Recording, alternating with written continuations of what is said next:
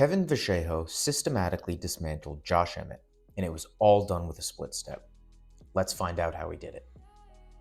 Josh Emmett is a fighter with unmatched, seizure-inducing power in the featherweight division.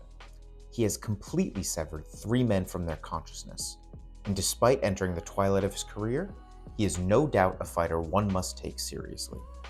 His God-given power is further amplified by his movement in the ring. Emmett starts his fights on the back foot, circling each way along the border of the cage.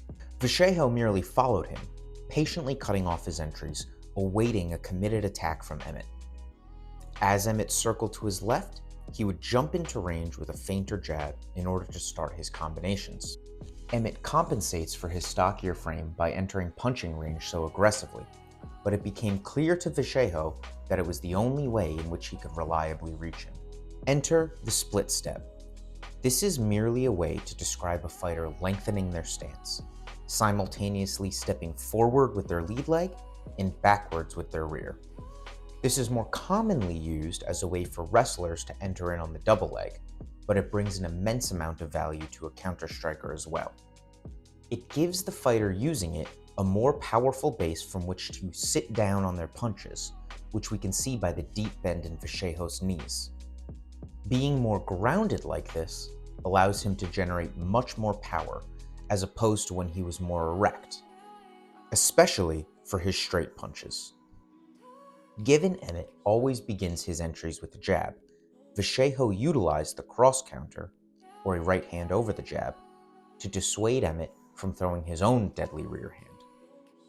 Rather, Vallejos' connection forced a defensive reaction from Emmett, where he would shell up and dip to the opposite side, where he could then follow up and catch him with a left shovel hook. The split step allowed Vallejos to meet Emmett in the pocket with better positioning, a stronger base, and a split step ahead on offense. Because of how Emmett blitzes in, Vallejos often caught him without a base, with both feet up in the air. While Emmett was forced to be defensive, Vallejos could follow up from his cross counter with left hand to catch Emmett's exits.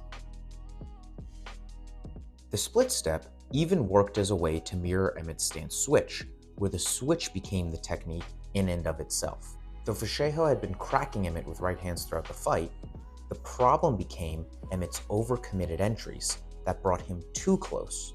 Vallejos' follow-up shots were smothered as a result, so like any great fighter, Vallejos adjusted.